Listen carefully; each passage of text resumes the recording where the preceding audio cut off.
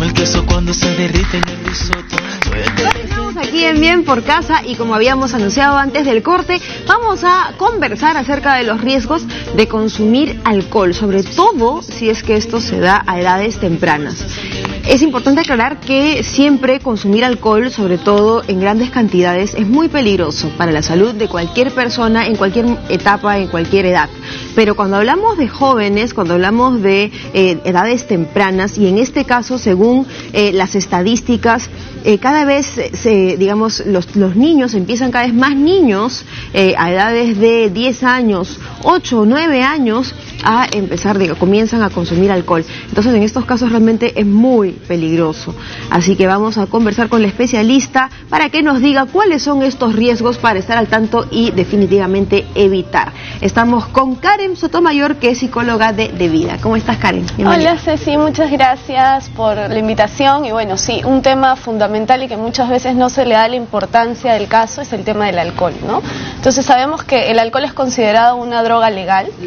Y esto hace muchas veces que su uso sea más permisivo dentro de la casa, en las reuniones sociales, los propios padres, ¿no? Con el ejemplo, muchas veces en casa permitimos el consumo de este tipo de sustancias simplemente porque son legales, pero dejamos de lado justamente cuáles son las consecuencias o cuáles son los riesgos de su consumo en personas o en adolescentes sobre todo, ¿no? Y sabemos que el consumo, ya sea de alcohol o de cualquier otra sustancia psicoactiva, lo que va a hacer es que va a afectar principalmente a la zona prefrontal del cerebro de este adolescente. Y esta zona tiene que ver pues con la toma de decisiones, con la capacidad de juicio, ¿no? Con la capacidad de criterio. Y lo que sucede es que esta zona del cerebro aún se encuentra en desarrollo hasta los 20 años aproximadamente, ¿no? Entonces tenemos que preguntarnos si es una zona que aún está en desarrollo al consumir cualquier tipo de sustancia, incluido el alcohol, va a afectar este desarrollo, esta maduración neuronal, cerebral que viene llevando a cabo un proceso, ¿no? Entonces no podemos dejar de lado esto. Muchas veces decimos es una sustancia legal y se permite su consumo, sin embargo no estamos midiendo las consecuencias que a largo plazo esto podría tener en los adolescentes, ¿no? Ahora, hay dos, digamos, situaciones en las que los niños pueden verse en contacto con el alcohol. Una de ellas es a través de los padres, cuando de repente realizan, por ejemplo, reuniones, qué sé yo. Hay casos, he escuchado, por ejemplo, de niños que han estado, por ejemplo, en una reunión de sus padres y han visto que estaban libando alcohol, que estaban tomando, y de pronto ellos también han querido probar lo que ellos han estado tomando y se han tomado, digamos, los conchitos, lo que quedaba en los vasos, ¿no? Siendo bastante chiquititos. Entonces, eso es un primer acercamiento con el alcohol. El otro es, de acuerdo a las estadísticas que estuve comentando al inicio, ¿no? Que los niños salen de sus casas, salen a la calle, ¿no? Y se encuentran, digamos, con esta situación de estar realmente ya en un consumo de alcohol desde edades muy tempranas, 10 años, 11 años aproximadamente. Mira, respecto a los dos ejemplos muy claros que acabas de explicar, el primero, sí es cierto, muchos chicos empiezan en el contexto familiar tomándose los conchitos o de repente le dan a probar un poquito, ¿no? Pero no podemos dejar de lado el fenómeno de la tolerancia, ¿no? El organismo se va acostumbrando al consumo de esta sustancia y conforme pasa el tiempo va a necesitar consumir mayores cantidades, ¿no? Entonces en casa muchas veces empieza como a modo de broma, ¿no? Con los más chiquititos, sin embargo estaríamos poniendo en riesgo la salud de estos chicos, ¿no? Y por otro lado, el tema digamos, del ámbito social, del grupo, de la presión de grupo que muchas veces mencionamos, ¿no? Entonces es importante dialogar con los chicos, conversar con ellos, prevenir más que nada en casa, ¿no? Porque definitivamente hay chicos que a los 11, 10, como tú decías al inicio, 12 años, comparten ciertas reuniones sociales y definitivamente se da un consumo de alcohol. Ojo, ahí también es importante recalcar o hacer un llamado a los padres, ¿no? Este tipo de reuniones que muchas veces se realizan en casas tienen que ser bajo la supervisión de un adulto, definitivamente, ¿no? Y obviamente tenemos que cuidar, digamos, el consumo, ya sea de alcohol, incluso de tabaco, que muchas veces se relaciona y se inicia aproximadamente a los 13 años, ¿no? Entonces es importante la supervisión de los padres y el acompañamiento constante, ya sea del lugar en donde se realiza esta reunión o ya sea nosotros como padres dentro de casa, cómo prevenimos con nuestros hijos, ¿no? Como decía al inicio, esto se trata de drogas legales, Sin embargo, no podemos dejar de lado que siguen siendo drogas y que siguen afectando la salud de los adolescentes. ¿Cuáles son los daños que se generan a nivel del organismo a partir del consumo temprano de alcohol? El principal daño y en realidad el que más nos preocupa y nos interesa resaltar es este que te comentaba a nivel cerebral, ¿no? Es, digamos, y lo explicamos muchas veces con los chicos que son adolescentes y que están en el colegio. Ellos están en un proceso de desarrollo. El consumo de alcohol, como el consumo también de otras sustancias, podría interrumpir o podría afectar el desarrollo de esta parte del cerebro que es fundamental para ciertas, digamos, o para diferentes capacidades que luego se van a ir desarrollando, se van a ir viendo, ¿no? O sea, la capacidad de juicio, la toma de decisiones adecuadas. Y es justamente por eso que muchas veces los chicos, cuando están bajo el consumo de alcohol, realizan o hacen actos que no harían si no estuvieran bajo los efectos, ¿no? Y eso es uno de los principales riesgos a los que se someten. Muchas veces el tema de relaciones no deseadas, ¿no? O relaciones sexuales sin protección, embarazos no deseados. Bueno, eso ya es consecuencia social, ¿no? Exacto. Pero entre, digamos, del daño del organismo, lo principal va a nivel cerebral. Y obviamente si este consumo pasa de ser de un consumo, digamos, ocasional a ya convertirse en algo habitual o abusivo, entonces estaríamos hablando de una serie de daños a nivel tanto del estómago, del tipo cirrosis, cáncer, ¿no? Además que no podemos dejar de lado que existe un gran porcentaje de personas en nuestro país que son alcohólicas. Y muchas veces la gente no ve eso como una consecuencia también, ¿no? Entonces piensan que porque es una droga legal esto no genera una dependencia, y no es cierto, ¿no? Sino que uno de los mayores riesgos es convertirse en una persona alcohólica, generar una adicción a esta sustancia. En un joven, en un adolescente que inicia el consumo de alcohol a edad temprana, ¿cómo se puede reconocer si es que, digamos, estaría desarrollando una dependencia, una adicción al alcohol? O si de repente es una situación esporádica. Muchos padres estarán, digamos, haciéndose esa pregunta, ¿no?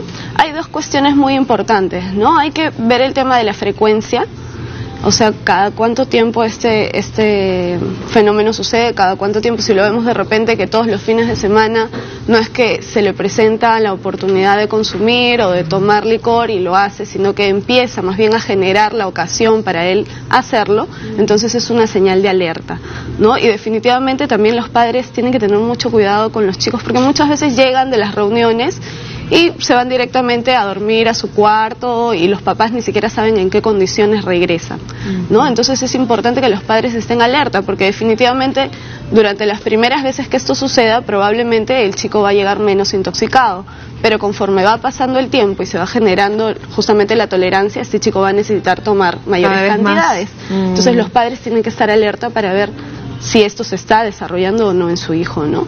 Y también es muy importante darse cuenta qué sucede cuando deja de hacerlo, porque ahí lo siguiente que presentamos o lo siguiente que viene es el síndrome de abstinencia, ¿no? Entonces muchas veces estos chicos cuando dejan de consumir licor, lo que sucede es que se sienten más irritables, están de repente mucho más inestables, ¿no? Emocionalmente.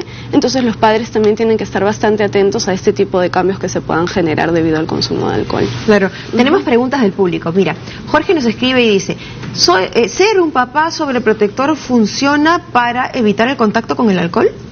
No, en realidad no. Como lo hemos conversado anteriormente, no podemos irnos ni al extremo de la permisividad ni a la sobreprotección, ¿no? Sino que tenemos que encontrar un punto medio que genere espacios de diálogo en los cuales no solo los padres hablen sobre el tema, sino también escuchen las opiniones. No podemos dejar de lado que los chicos en la calle, con los amigos, en el colegio, ya van a tener cierto contacto, ya sea con alcohol o con cualquier otra sustancia.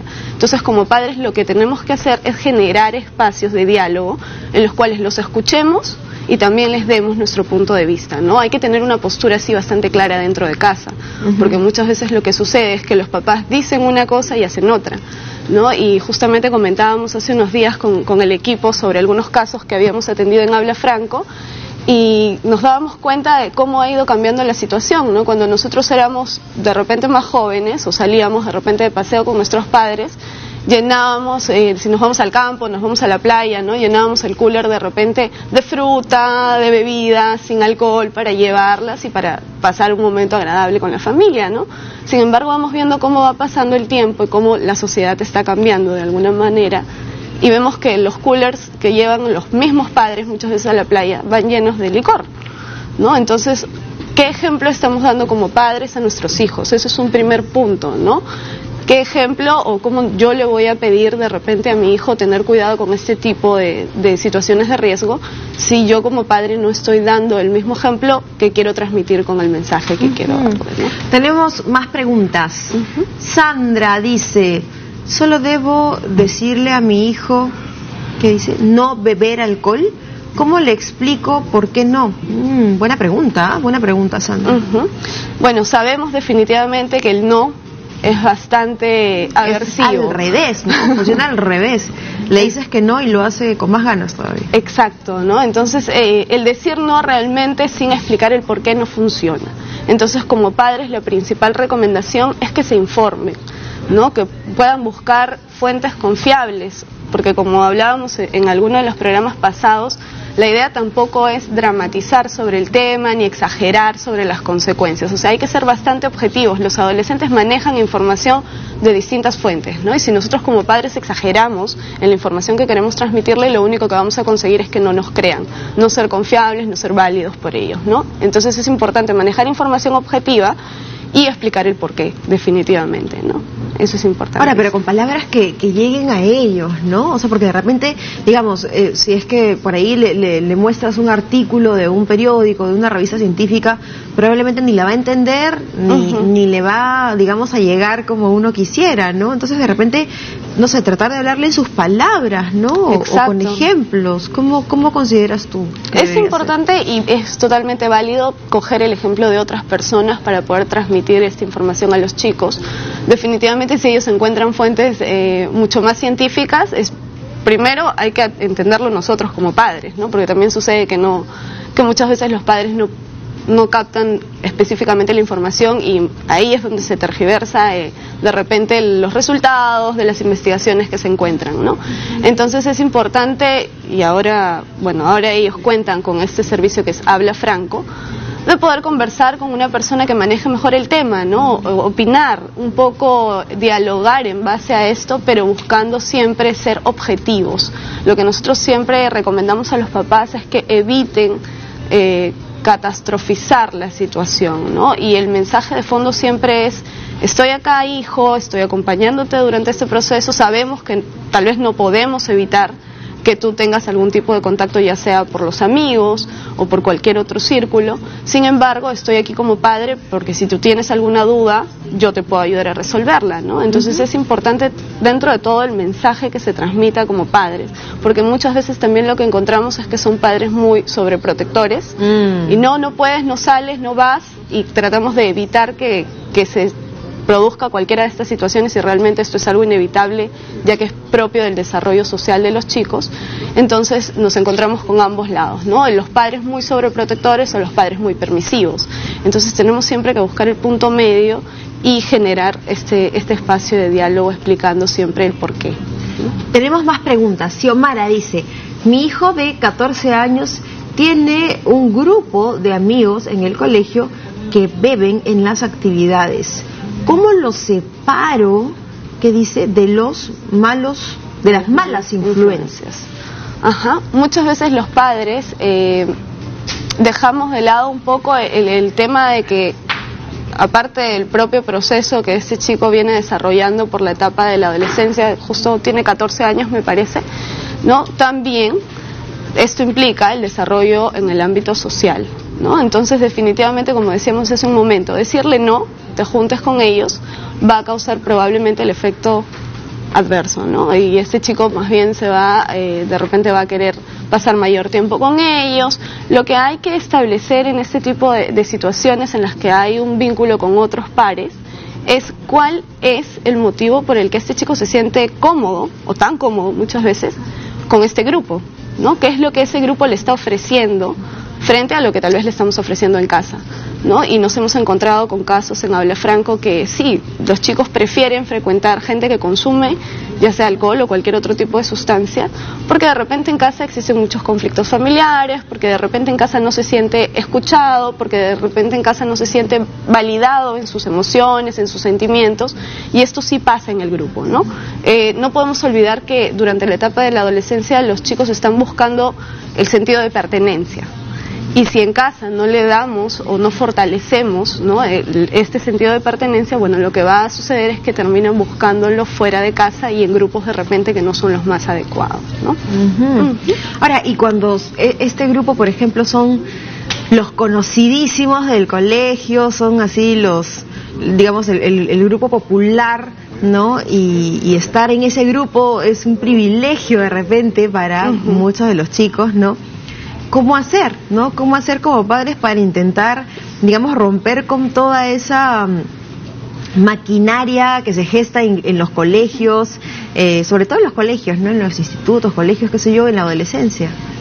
Es un tema bastante complicado, porque como tú dices, de repente este grupo es el más sobresaliente, es al cual todos quieren pertenecer, ¿no? Entonces, como padres tenemos que trabajar bastante con los chicos y desde más pequeños el tema de la autenticidad, ¿no? De la toma de decisiones propias, porque incluso podría frecuentar este grupo, pero sin dejar de lado sus propias decisiones, su propio criterio, ¿no? Y esto lo enseñamos en casa a partir del diálogo, a partir del compartir momentos en los cuales nos permitan generar actitud crítica y reflexiva de parte de ellos, ¿no? Entonces podría frecuentarlos, y no siempre el que frecuenta el grupo tiene que, digamos, seguir a lo que hace el grupo, ¿no? Es algo que nosotros trabajamos con los adolescentes, sino el tema de la autenticidad, de la propia toma de decisiones de manera adecuada, son cosas que se tienen que trabajar desde casa.